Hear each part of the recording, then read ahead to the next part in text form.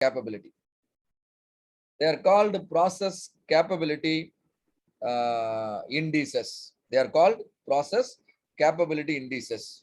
There are two things required, CP, another one is CPK. Why two things required? Problem can come either due to variation or due to location of central tendency. Am I right or not? Yes. So you have to monitor both. The variation also you have to monitor, central tendency also you have to monitor. Imagine your control limits perfectly overlapping with specification limit.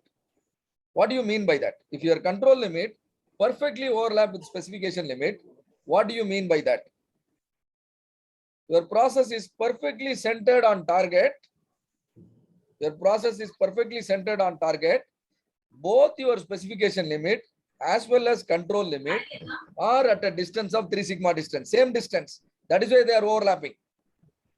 Under such situation, we call our process as capable process.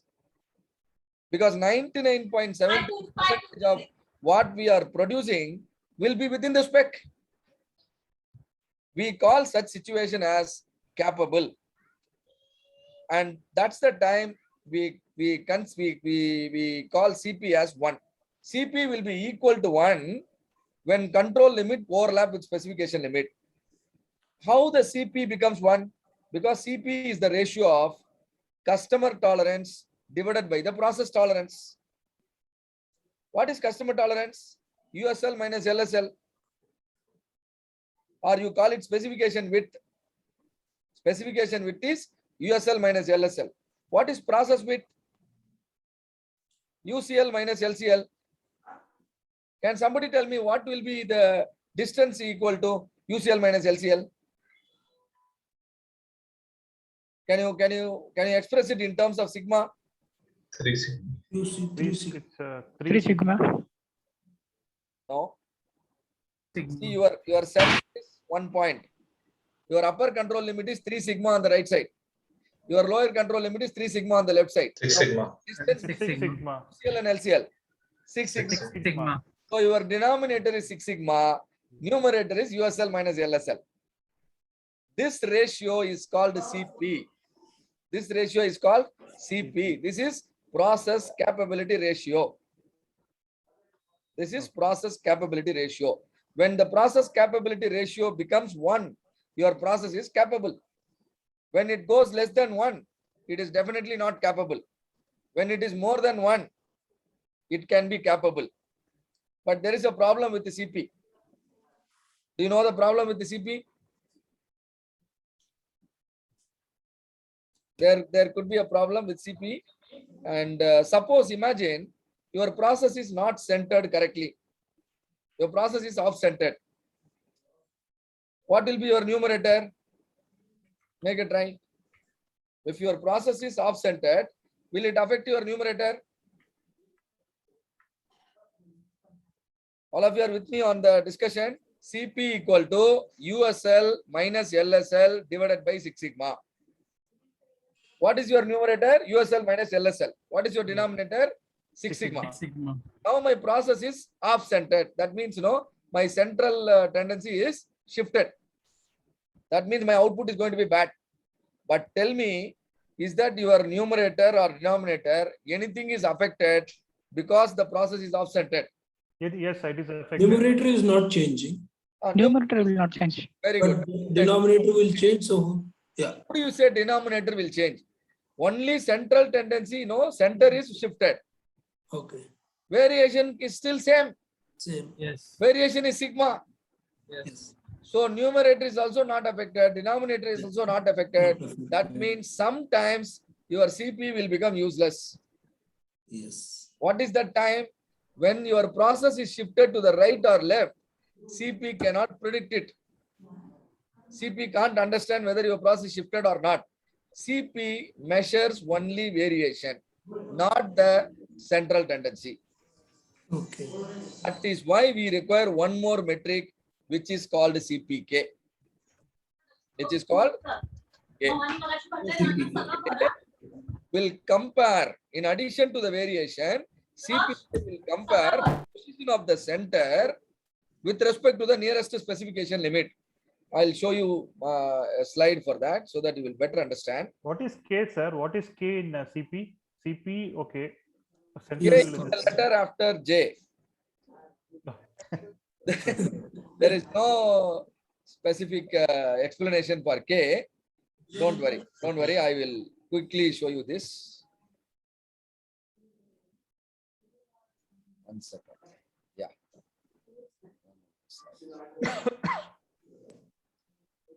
Is my slide visible now? Yes, Yes, sir. sir. Yes, sir. Yes. See, when my process is properly centered, specification width by process width. What is the specification width? 20. 20 Process width minutes. how much? 12. So what is your CP? 1.67. Now my process is shifted. Now somebody calculate the CP again. CP is same. Same. Yeah. But your process is Tendency good. shifted. But your But yeah, no. the process is shifted. specification limit. Your control limit already crossed the specification limit, but Yeah. still your CP is no 1.67. And it is not a good idea concluding about the capability, only seeing the CP. CPK is required. What is CPK? You divide the formula into 2 half. See here, your specification width is divided into 2 regions. Mhm. Blue color region and green color region. What is the Okay. formula for blue color region? USL minus X bar. Because this is center, right? Center is X bar. Yes. USL minus X bar is the length of the blue color bar. X bar minus LSL is the length of the green color bar. Green color bar. Similarly, my process tolerance also, process width also, I am dividing into 2 half. Totally it is 6 sigma. When I divide, what happened? 3 sigma, 3 sigma and 3 3 sigma. sigma on the left side. Now I calculate a new metric. I give it a new name, CPK, which is the minimum of the length of the blue bar divided by 3 sigma or length of the green bar divided by 3 sigma. Why do I measure it like this?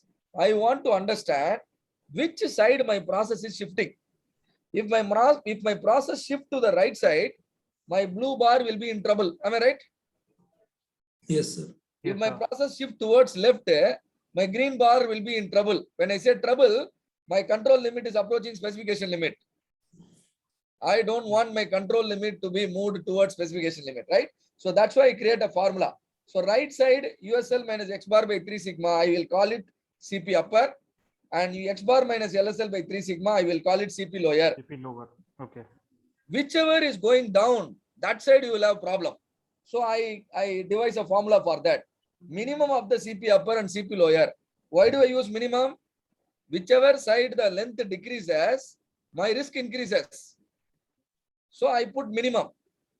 Clear?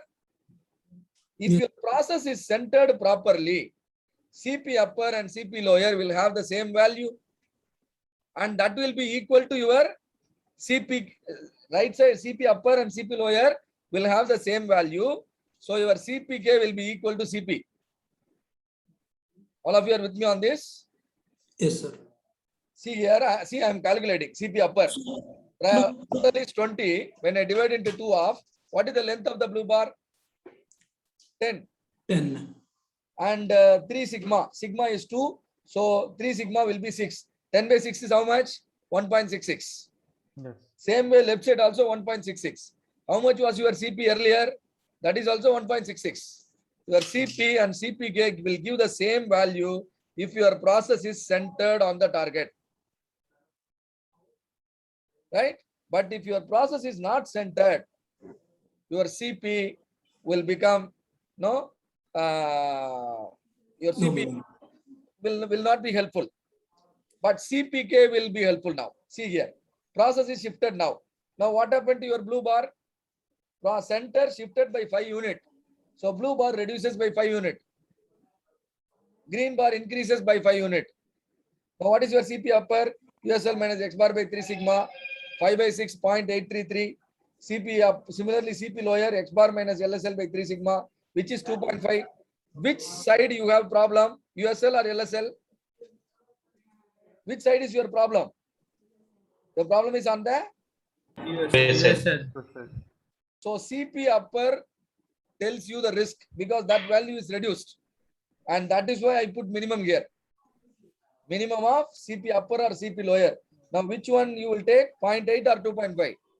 0.8. 0.8. Now, CPK reduced below 1, indicating that you will have a lot of rejections. So, CPK is the better metric. Then why should we measure CP? To get CPK? No. Even without CP, you can directly measure CPK. CP is the capability you will achieve if you push your center onto the target. If you make adjustment and bring the center to the target, CPK will increase to 1.67. Do you understand? Yes. Our process has the potential to have a capability of 1.67. However, because of some special cause, your process is shifted and it is running, it is now operating at 0.833. That is why we call CP as potential capability. We call CP as potential capability ratio and CPK is process capability index. You have to see both of them together. Seeing CP alone, seeing CPK alone, no, is not sufficient. You have to see both together. So if you see CP and CPK both equal, that means your process mean and customer target are same. That's a healthy scenario. If both are not equal, you can understand your process center is shifted. So what you need to do, you have to move the mean closer to the target. And see, your CPK cannot be more than CP. CPK cannot be more than CP. So if CP is more than 1.66, that means variation is less. But for you to say capability is good, your CPK should be more than 1.67. Why do I say 1.67 instead of 1? Again, these are guidelines. What is guideline? Guideline is given by AIAG, Automotive Industry Action Group. They are saying that for critical parts, for critical process, CP and CPK should be more than 1.67. Because in a long term, some variation will, automatically your process will deteriorate and pull down your capability. So never run with 1. If CP equal to 1, your process is 3 sigma. When CP or CPK equal to 2, your process is 6 sigma. So these are all connected.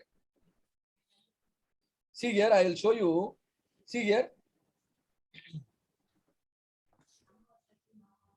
Okay. Suppose if I bring the control limit, see, let me do it right now. I am bringing your control limit.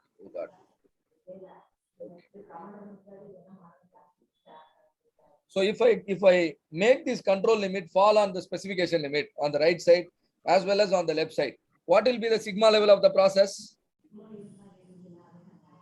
If I make the control limit fall on the specification limit on both sides, what will be the sigma level? Sigma will not change. Sigma 97. See, I am bringing the control limit. 99.7. I brought the control limit onto the specification limit on right side also, left side also. Imagine both are overlapping. Now, what is the sigma level of the process? 3 sigma. Very good. 3 Same, sigma. remains same, sir. 3 sigma 97. Very good. 3 sigma. Now tell me what is your CP value? Specification width divided by process width. What is your CP? 1. Very good. CP equal to 1 means your sigma level is 3. Yeah. So multiply the number by 3, you get your sigma level. Yeah. Clear? Mm-hmm. CP equal to 1 means it is a 3 sigma process. But when I keep 3 CP equal to 1, in long term, I will have a lot of rejection. So CP equal to 1 is not sufficient. The industry rule is CP as well as CPK. Both should be minimum 1.67. For non-critical parts, both CP and CPK should be minimum 1.33. This additional 0.33, additional 0.67 will make your process capable even in long term. Is it clear now to all of you? Yes, sir. But, only to simplify your calculations, a template is created. But for you to calculate CP as well as CPK, what are the value you should know? You should know USL, you should know LSL, Yes, sir. UCL, you should know LCL. With the 4 value, you can only calculate CP. But if you want to calculate CPK, you require 5 value. What is the 5th value? Mean. Process average, exactly. Process mean. Process mean is required to calculate CPK. If you include process mean also, you will clearly understand whether your process center is shifted or not. If process is shifted, then CPK will let you know. So use both for your decision making. To understand how capable, how good your process is, don't just see CP, also see CPK. But seeing the CP value will give you the confidence that you can definitely improve the process. Your current capability 0.8, but CPK gives a clue. You can bring the 0.8 to 1.6 easily, because CP is already 1.6. CPK is 0.8. That means, definitely the improvement is possible. And that is why we call CP as potential process capability ratio. Right? It only tells the potential, not the reality. But the reality will reflect in CPK. Is it clear? Yes, sir. All right. So what I do is, as I committed, I will be